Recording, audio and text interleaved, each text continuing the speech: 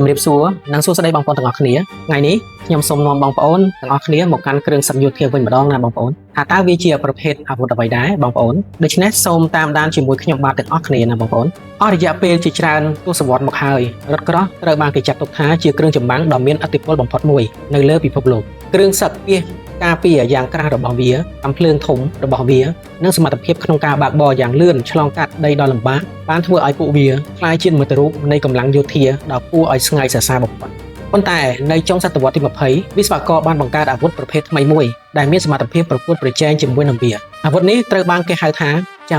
Javelin មានទំហំតូចទំនើបនិងត្រូវបានរចនាឡើងដែលអាចឲ្យទាហានកាន់គ្រប់គ្រងនិងប្រើប្រាស់វាបានក្លាយទៅជាប្រព័ន្ធមីស៊ីលប្រឆាំងរថក្រោះដែលទទួលស្គាល់យ៉ាងទូលំទូលាយបំផុតមួយរបស់ពិភពលោកការបង្ហាញខ្លួនរបស់វានៅក្នុងជម្លោះជាច្រើនបានធ្វើឲ្យវាក្លាយជាបច្ចេកវិទ្យាយោធាមួយក្នុងចំណោមបច្ចេកវិទ្យាដែលត្រូវបានពិភាក្សាច្រើនបំផុតនៃសម័យទំនើបតើមីស៊ីល Javelin ជាអ្វីឲ្យពិតប្រាកដតើវាត្រូវបានបង្កើតឡើងយ៉ាងដូចម្តេចតើវាដំណើរការយ៉ាងដូចម្តេចហើយហេតុអ្វីបានជាវាទាក់ទាញការចាប់អារម្មណ៍យ៉ាងខ្លាំងនៅជុំវិញពិភពលោកនេះជារឿងរ៉ាវរបស់មីស៊ីល Javelin គឺជាប្រព័ន្ធមីស៊ីលលីលើស្មាប្រឆាំងរថក្រោះដែលត្រូវបានបង្កើតឡើងនៅសហរដ្ឋអាមេរិកប្រព័ន្ធនេះត្រូវបានបង្កើតឡើងដើម្បីវាយប្រហារយានយន្តពាសដែកប្រភេទធ្ងន់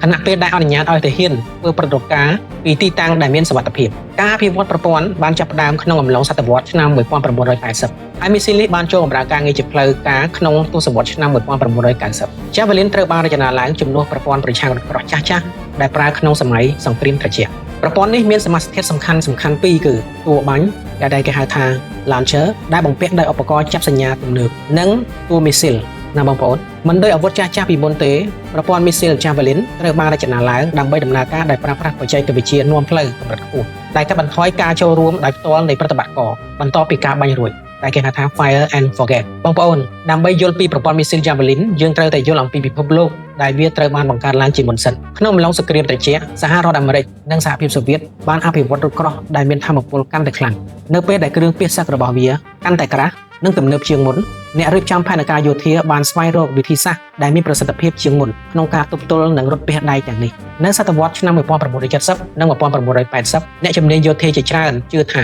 សង្គ្រាមនាពេលអនាគតនៅអឺរ៉ុបអាចពាក់ព័ន្ធនឹងរថពាសដែកដ៏ច្រើនដូច្នេះវិស្វករបានស្វែងរកការបង្កើតប្រព័ន្ធប្រឆាំងរថក្រោះចំនួនថ្មីដែលនឹងស្រាលជាងមុនកាន់តែសុក្រិតត្រឹមត្រូវជាងមុននិងមានសមត្ថភាពខ្លាំងជាងមុនកិច្ចខិតខំប្រឹងប្រែងនេះនៅទីបំផុតបាននាំឲ្យមានការបង្កើតប្រព័ន្ធមីស៊ីល Javelin នេះឡើងប្រព័ន្ធមីស៊ីល Javelin នេះត្រូវបានបង្កើតឡើងតាមរយៈកិច្ចសហប្រតិបត្តិការរវាងក្រុមហ៊ុនការពារជាតិអាមេរិកធំៗចំនួន2គឺ RTX Corporation និង Lockheed Martin បន្ទាប់ពីការស្រាវជ្រាវការធ្វើតេស្តនិងការវិនិច្ឆ័យតម្លៃអស់រយៈពេលជាច្រើនឆ្នាំប្រព័ន្ធនេះបានចូលបម្រើប្រតិបត្តិការនៅឆ្នាំ1996ក្នុងរយៈពេលប្រមាណឆ្នាំចុងក្រោយមកនេះវិស្វករបានធ្វើការកែលម្អឧបករណ៍ចាប់សញ្ញាអេឡិចត្រូនិកសុក្រឹតភាពនិងដំណើរការទាំងមូលសប្តាហ៍ថ្ងៃប្រព័ន្ធមីស៊ីល Javelin បដិវត្តទៅមុខជានិច្ចដែលនៅពេលដែលបច្ចេកវិទ្យាកាន់តែរីកចម្រើនមានប្រទេសជាច្រើននៅជុំវិញពិភពលោកបានបញ្ចូលប្រព័ន្ធមីស៊ីល Javelin នេះចូលទៅក្នុងកងកម្លាំងប្រដាប់អាវុធរបស់ពួកគេបងប្អូនហេតុផលមួយក្នុងចំណោមហេតុផលដែលប្រព័ន្ធមីស៊ីល Javelin មានភាពល្បីល្បាញខ្លាំងគឺបច្ចេកវិទ្យាទំនើប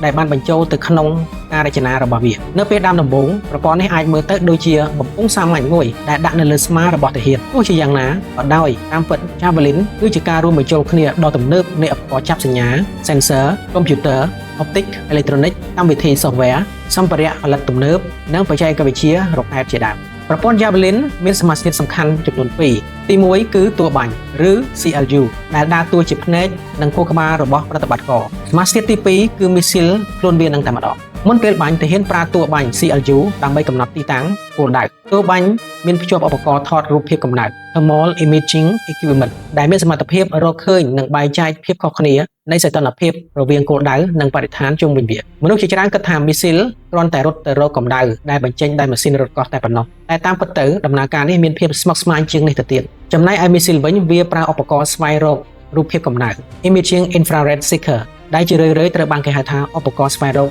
IIR ជំនួសឲ្យការស្វែងរកតែវត្ថុដែលក្តៅបំផុតឧបករណ៍ស្វែងរករូបភាពកម្ដៅបានបង្កើតរូបភាពកម្ដៅនៃគោលដៅរូបភាពកម្ដៅនេះអាចរួមបញ្ចូលកម្ដៅដែលបង្កើតដោយម៉ាស៊ីននិងប្រអប់លេខប្រព័ន្ធផ្សែងផ្ទៃដែកដែលក្តៅដោយពន្លឺព្រះអាទិត្យការកកិតដែលបង្កើតឡើងដោយផ្នែកដែលផ្លាស់ទីនិងភាពខុសគ្នារវាងគោលដៅនិងបរិស្ថាននៅជុំវិញបន្ទាប់មកកុំព្យូទ័ររបស់មីស៊ីលប្រៀបធៀបលំនាំកម្ដៅទាំងនេះជាមួយផ្ទៃខាងក្រោយរបស់វាឧទាហរណ៍ប្រសិនបើបរិស្ថានជុំវិញមានសីតុណ្ហភាព25អង្សាសេហើយគោលដៅមានសីតុណ្ហភាព40អង្សាសេគោលដៅអាចលេចធ្លោយ៉ាងច្បាស់ តែទោះជាយ៉ាងណាក៏ដោយមិនមែនគ្រប់លក្ខខណ្ឌតែងតែល្អទេរថក្រោះដែលធ្វើដំណើរឆ្លងកាត់សមរភូមិជាមួយនឹងម៉ាស៊ីនដែលវាកំពុងដំណើរការជាទូទៅបង្កើតសញ្ញាកម្ដៅខ្លាំងជាងយានដែលនៅស្ងៀមក្នុងរយៈពេលយូរយានដែលទើបដំណើរការថ្មីអាចនៅតែរក្សាកម្ដៅបានខណៈពេលដែលយានដែលអសកម្មអស់រយៈពេលជាច្រើនម៉ោងអាចកាន់តែពិបាកក្នុងការបែងចែកពីបរិស្ថានជុំវិញស្ថានភាពអាកាសធាតុក៏អាចប៉ះពាល់ដល់ដំណើរការផងដែរភ្លៀងធ្លាក់ខ្លាំងផ្សែងទូលី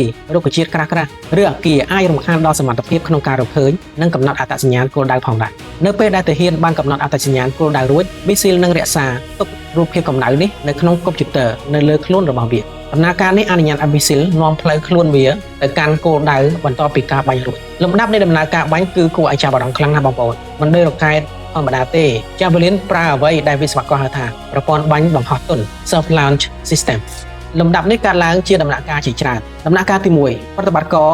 ចាក់កំណត់គោលដៅដំណាក់កាលទី2បន្ទុករំសេវតូចមួយឆេះរុញមីស៊ីលចេញពីបំពង់បាញ់បង្ហោះដោយសុវត្ថិភាពដំណាក់កាលទី3បន្ទាប់ពីមីស៊ីលបានហោះចេញក្នុងចម្ងាយសុវត្ថិភាពមួយហើយម៉ូទ័ររ៉ុកែតចម្បងឆេះឡើងដំណាក់កាលទី4កុំព្យូទ័រនៅលើមីស៊ីលកែសម្រួលផ្លូវគោចរហោះហើររបស់មីស៊ីលជាបន្តបន្ទាប់ដំណាក់កាលទី5រកក្បាលនឹងផ្ទុះនៅពេលដែលមីស៊ីលទៅដល់គោលដៅដែលបានគ្រោងទុកមួយទៀតបងប្អូនការប្រើប្រាស់ប្រព័ន្ធបាញ់បង្ហោះទន់ផ្ដល់នូវគុណសម្បត្តិដ៏សំខាន់មួយតាមរយៈការពន្យាពេលបញ្ឆេះម៉ូទ័ររ៉ុកែតគោលវិស្វករកាត់បន្ថយបរិមាណកម្ដៅផ្សែងនិងសម្ពាធដែលបង្កើតនៅជុំវិញប្រតិបត្តិការ Javelin ក៏ល្បីល្បាញដោយសារល្បឿនរបស់វាផងដែរមីស៊ីលរបស់វាធ្វើដំណើរក្នុងល្បឿនប្រហែល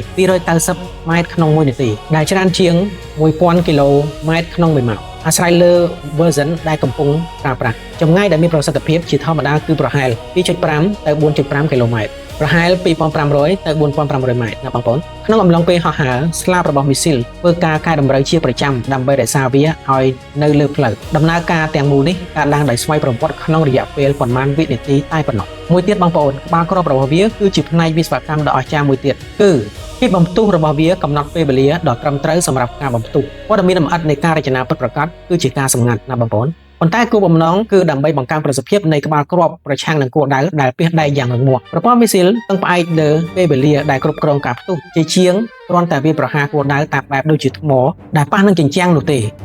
ជាការពិតណាស់មានបច្ចេកវិទ្យាណាល្អឥតខ្ចោះនោះទេប្រព័ន្ធមីស៊ីល Javelin មានចំណុចខ្លាំងជាច្រើនដូចជាសុក្រឹតភាពខ្ពស់សមត្ថភាពថតរូបភាពកម្ដៅកម្រិតខ្ពស់ចល័តបត់បែនល្អឥតខ្ចោះទំហំតូចល្មមប្រតិបត្តិការក្នុងបរិស្ថានជាច្រើនទោះជាយ៉ាងណាក៏ដោយក៏វាមានដែនកំណត់ផងដែរទាំងនេះរួមមានថ្លៃដើមផលិតខ្ពស់ការពឹងផ្អែកលើប្រព័ន្ធអេឡិចត្រូនិកទំនើបកាត់បន្ថយប្រសិទ្ធភាពចំពោះអាកាសធាតុនិងលក្ខខណ្ឌបរិស្ថានមួយចំនួនការលំបាកក្នុងការកំណត់អត្តសញ្ញាណគោលដៅដែលបាត់បង់តម្រូវការសម្រាប់ការបណ្ដុះបណ្ដាលយ៉ាងខ្លាំងៗបងប្អូនរថក្រោះដែលកំពុងធ្វើចលនាដែលបង្កើតសញ្ញាណកម្ដៅខ្លាំងអាចងាយស្រួលកំណត់គោលដៅជាងយានដែលនៅស្ងៀមដែលត្រជាក់ស្រដៀងនឹងបរិស្ថានជុំវិញវាសម្រាប់ហេតុផលនេះវិស្វករយោធាតែងតែព្យាយាមស្វែងរកឧបករណ៍ចាប់សញ្ញាកាន់តែប្រសើរកុំព្យូទ័រកាន់តែទំនើបជាងមុននិងវិធីសាស្ត្រប្រសើរឡើងនៃការកំណត់គោលដៅប្រព័ន្ធមីស៊ីល Javelin បង្ហាញពីរបៀបដែលរូបវិទ្យាគីមីវិទ្យាអេឡិចត្រូនិកកុំព្យូទ័រអុបទិកនិងវិស្វកម្មអាចត្រូវបានផ្សំគ្នាទៅជាបច្ចេកវិទ្យាតែមួយផងដែរចំណុចមួយទៀតបងប្អូននៅក្នុងប្រព័ន្ធមីស៊ីល Javelin មានបច្ចេកវិទ្យាទំនើបជាច្រើនរួមមាន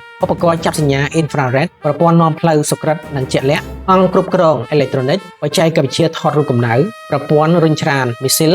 និងសម្ភារៈការពារដែលត្រូវបានរចនាឡើងដើម្បីទប់ទល់អ្នកលក្ខខណ្ឌបាក់ធ្ងន់ធ្ងរសមាសធាតុទាំងនេះត្រូវតែដំណើរការរួមគ្នាបានយ៉ាងល្អឥតខ្ចោះនិងជាក់លាក់សូម្បីតែកំហុសតូចតាចនៅក្នុងកម្មវិធី software ការផលិតឬការក្រិតតាមខ្នាត calibration ក៏អាចប៉ះពាល់យ៉ាងខ្លាំងដល់ដំណើរការផងដែរសម្រាប់ហេតុផលនេះហើយទើបការធ្វើតេស្តយ៉ាងទូលំទូលាយនិងលទ្ធផលត្រូវបានធ្វើឡើងមុនពេលដាក់ចូលឲ្យប្រើប្រាស់បងប្អូនប្រព័ន្ធ Missile Javelin បានបង្ហាញខ្លួននៅក្នុងជំនួបជាច្រើនក្នុងអំឡុងសតវត្សទី21នៅពេលដែលរូបភាពនិងវីដេអូបានរីករាលដាលតាមរយៈការផ្សាយតាមទូរទស្សន៍កាសែតនិងប្រព័ន្ធផ្សព្វផ្សាយតាមសង្គម Javelin បានក្លាយជាឧបករណ៍យោធាមួយក្នុងចំណោមឧបករណ៍យោធាដែលគេបានស្គាល់ច្រើនបំផុតនៅក្នុងពិភពលោកការប្រើប្រាស់យ៉ាងទូលំទូលាយរបស់វាកាន់តែបានបង្ហាញពីរបៀបដែលបច្ចេកវិទ្យាទំនើបនេះមានឥទ្ធិពលនៅលើសមរភូមិមិនដោយកងទ័ពដ៏សម្បើមនៃសតវត្សទី20ទេកងកម្លាំងប្រដាប់អាវុធសម័យទំនើបពឹងផ្អែកកាន់តែខ្លាំងឡើងលើឧបករណ៍យោធាទំនើប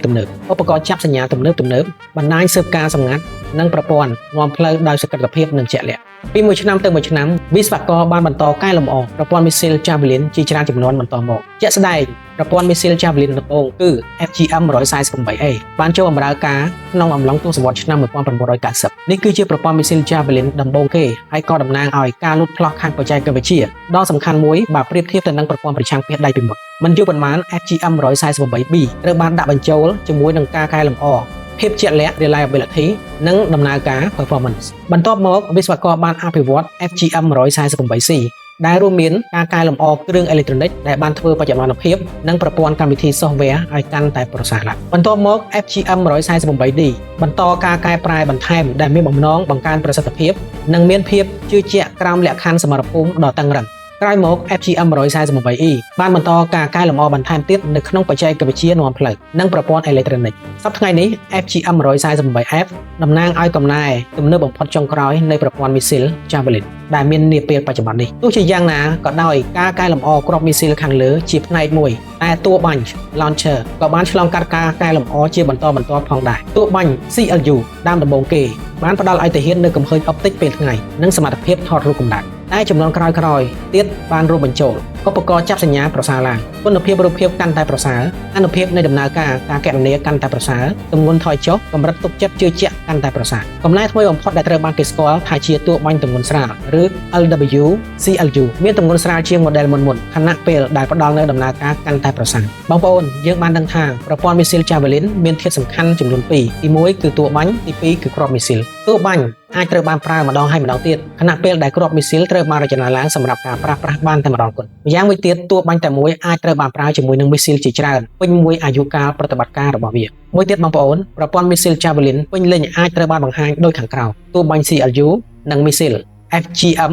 148តួបាញ់ CLU ផ្សំដោយអុបទិកប្រព័ន្ធថតរូបកម្ដៅអេឡិចត្រូនិកនិងប្រព័ន្ធថ្មមីស៊ីល FGM 148ផ្សំឡើងដោយផ្នែកនាំផ្លូវផ្នែកត្រួតពិនិត្យម៉ូទ័ររ៉ុកែតនិងក្បាលគ្រាប់សប្តាហ៍ថ្ងៃនេះអ្នកប្រវត្តិសាស្ត្រយោធាបន្តសិក្សាអំពីប្រព័ន្ធមីស៊ីល Javelin ពីព្រោះវាបង្ហាញពីការផ្លាស់ប្ដូរដ៏សំខាន់មួយនៅក្នុងសង្គ្រាមសម័យទំនើបជាជាងពឹងផ្អែកទៅលើទំហំកងទ័ពប្រទេសនានាកាន់តែពឹងផ្អែកកាន់តែខ្លាំងឡើងលើបច្ចេកវិទ្យាព័ត៌មានការចល័តបណ្ដាញទំនាក់ទំនងនិងប្រព័ន្ធនាំផ្លូវដែលមានភាពជាក់លាក់ Javelin ឈរជាឧទាហរណ៍មួយអំពីរបៀបដែលកុំព្យូទ័រ អុបទិក វិស្វកម្ម software វិទ្យាសាស្ត្រសម្ភារៈនិងវិស្វកម្មមេកានិកបានរួមបញ្ចូលគ្នាដើម្បីបង្កើតបច្ចេកវិទ្យាយោធាទំនើបហើយនៅពេលដែលវិស្វករបន្តអភិវឌ្ឍមីស៊ីលឧបករណ៍ចាប់សញ្ញានិងប្រព័ន្ធបាញ់បង្ហោះចំនួនថ្មីរឿងរ៉ាវរបស់មីស៊ីល Javelin នៅតែត្រូវបានសរសេរនិងកត់ត្រាបន្តទៅទៀតមួយទៀតបងប្អូនការអភិវឌ្ឍបច្ចេកវិទ្យាយោធាមិនដែលឈប់នៅស្ងៀមឡើយវិស្វករបន្តស្វែងរកសម្ភារៈស្រាលជាងមុនឧបករណ៍ចាប់សញ្ញាដែលមានសមត្ថភាពខ្ពស់ឧបករណ៍អេឡិចត្រូនិកដែលប្រសើរឡើងនិងប្រព័ន្ធការពារដែលកាន់តែទំនើបបញ្ញាសិប្បនិម្មិតប្រព័ន្ធស្វ័យប្រវត្តិបណ្ដាញទំនាក់ទំនងទំនើបនិងបច្ចេកវិទ្យាថតរូបភាពដែលប្រសើរឡើងអាចមានឥទ្ធិពលលើឧបករណ៍យោធាចំនួនក្រោយដំណើរគ្នានេះ